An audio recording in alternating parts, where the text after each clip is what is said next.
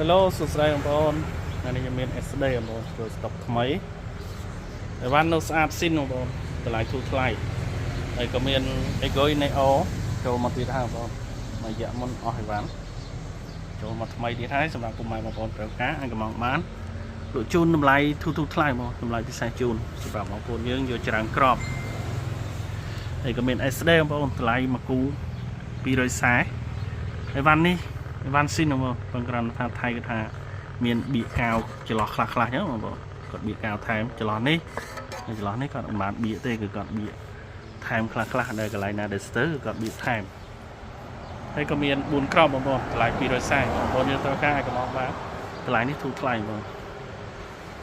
សូមអរគុណសម្រាប់ពុកម៉ែបងប្អូនអាចទាក់ទងមកបានហើយក៏មានអំភ្លីផ្សេងមានឆាងមីក្រូ